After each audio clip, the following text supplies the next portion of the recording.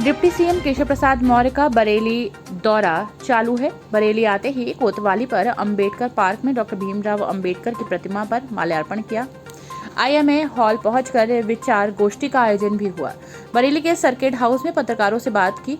Press conference के दौरान deputy CM ने सपा बसपा और कांग्रेस पर निशाना साधा। मुस्लिमों के सपा के विरोध पर कहा कि सपा बसपा से अब सभी दूर होते जा रहे हैं। अजान के वक्त हनुमान चालीसा के सवाल को टालते हुए वो नजर आए। डिप्टी सीएम ने कहा कि यूपी में कानून व्यवस्था सही रहेगी। महंगाई काफी है, महंगाई एक चुनौती है। रूस और यूक्रेन के युद्ध की वजह से महंगाई पर असर है। भारत रत्न संविधान निर्माता बाबा साहब भीमराव रामजी अंबेडकर जी की जन्म जयंती, भगवान महावीर जी की जन्म जयंती और बैसाखी पर्व की बहुत बहुत शुभकामनाएं देता हूँ, बधाई देता हूँ। भारतीय जनता पार्टी की डबल इंजन की सरकार के माध्यम से विशेष तौर से जो गरीब कल्याण का संकल्प था उसे हम लोग सफलतापूर्वक आगे बढ़ा रहे हैं। महिला सशक्तिकरण का काम बहुत तेज़ी से देश भर में, प्रदेश भर में आगे बढ़ा है। छुआछूत से मुक्त पूरा देश हो, समरसता मतलब गांव-गांव, गली-गली, मोहल्ले-मोहल्ले दिखाई दे, इस दिशा में बड़ा काम हुआ है। और सबका साथ सबका विकास का एक जो संकल्प था उसे अर्थात की धरती में लोगों ने अपनी आंखों से पूरा होते हुए देखा है।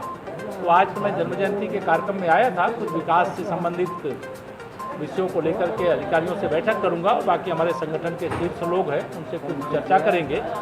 इसके लिए आप सब क्योंकि बहुत देर से पूछ रहे थे, बाकी जगह न काशी विश्वनाथ ने ज्ञान वापी मुक्ति आंदोलन से जुड़े सुखदेव सिंह जी ने कहा है जिस टाइम अजान होगी वो छत पर लाउड स्पीकर चला के हनुमान चालीसा चलाएंगे। इसी तरीके से अलीगढ़ में भी एबीवीपी के लोग 25 चौराहों पे हनुमान चालीसा चलाएंगे। क्या अभी मेरी जानकारी भी नहीं है कोई क्या विषय है, इसलिए ऐसा कहा है, उसके कारण क्या है, तो जानकारी में आएगा तो जरूर बताऊँ। मोहन भागवत जी ने कहा है कि अखंड भारत बनेगा अगले 15 सालों में। देखिए, हम लोग तो अखंड भारत के संकल्प के साथ सदैव जुड़े हुए हैं, लेकिन अगर राष्ट्रीय स्वयंसेवक संघ के हमारे पूज्य सरसंघचालक जी कुछ कहे हैं, पूरी बात पढ़िएगा, पूरी बात देखिएगा, उसके संबंध में मेरा बयान लेकर उसको कंट्रोवर्सी में डाल दीजिएगा। लेकिन मैं यह मानता हूँ कि पूरा क्या बयान है मैंने देखा नहीं, आपके सवाल के जवाब में। लाउड स्पीकर को लेकर अजान को लेकर विवाद खड़ा हुआ, उस पर क्या कहेंगे? महाराष्ट्र से लेकर मध्य प्रदेश में शांति व्यवस्था बनी रहेगी, कहीं कोई समस्या नहीं होगी।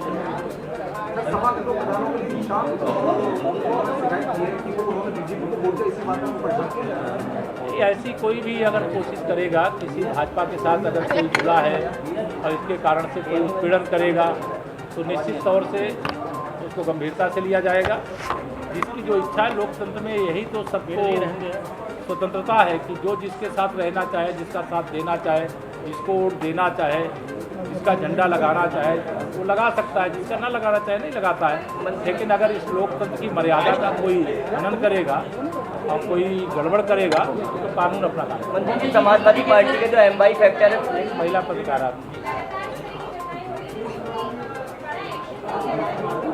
नहीं, क्या चाहते हैं बुलडोजर भेजा जाए? कड़ा एक्शन होगा, शिकायत जैसी होगी उसके हिसाब से काम। महंगाई बढ़ रही है, उसको रोकने के लिए सरकार बहुत गंभीरता से, क्या महंगाई एक चुनौती है और उस चुनौती से कैसे निपटा जाए इसके लिए बड़े बड़े कदम भारत सरकार ने भी उठाए हैं। विशेष तौर से जब महंगाई इतनी ज़्यादा है तो जो ये निःशुल्क राशन वितरण का कार्य प्रदेश में भी हो रहा है और देश में भी हो रहा है, यह बहुत लोगों को सपोर्ट करने वाला विषय है। लेकिन अभी जो विश्व परिदृश्य है, वो रूस का यूक्रेन का युद्ध जो चल रहा है उसके कारण भी प्रभाव पड़ा है और जो कोरोना की महामारी आई इसके कारण भी प्रभाव पड़ा है। लेकिन देशवासियों को भरोसा है कि माननीय नरेंद्र मोदी जी के रहते हुए जो भी बेस्ट से अच्छा हो सकता है वो हो। मुस्लिम जो है वो लगातार अखिलेश यादव का विरोध कर रहे हैं, क्या कहेंगे? बरेली से भी आवाज़ उठी है मुस्लिम दरगाह। मुझे उसमें क्या कहना, आने वाले समय में सभी सपा बसपा कांग्रेस का सबका विरोध करेंगे, भाजपा के सब लोग साथ आएंगे। हापुड़ में एक बजरंग दल का अध्यक्ष वो उसकी गाड़ी पर चेकिंग की गई तो पुलिस वाले के लिए फीड रहे हैं।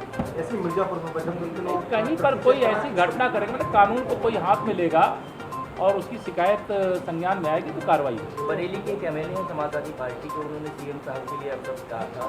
बंदूक से गोली नहीं। नहीं, जो अपशब्द कहे उसका मुकदमा लिखा गया, उसकी पुलिस जांच करके कार्रवाई कर रही है। कई जो ज़मीनें हैं वक्त की, उन पर भी उनका कब्जा है। नहीं, जो अवैध कब्जे हैं उसके लिए तो हमारी वैधता लाने के लिए ही तो हमारी सरकार आई है, इसीलिए हमको इनके तमाम साजिशों के बाद भी जनता का आशीर्वाद समर्थन मिला और हमें फिर से सरकार और आखिरी सवाल, जो विवाद था, जो 100 दिन का अल्टीमेटम दिया गया है, उसको किस तरीके अल्टीमेटम नहीं दिया गया। 100 दिन के प्रथम चरण में कार्य योजना बनाई गई और वो कार्य योजना को प्रतिदिन आपके जो लखनऊ में जो ब्यूरो के साथी हैं उनको वहाँ पर जैसे प्रेजेंटेशन होता है उसको उपलब्ध कराया जाता है और उससे पूरा प्रदेश और आप सब साथी जाते हैं।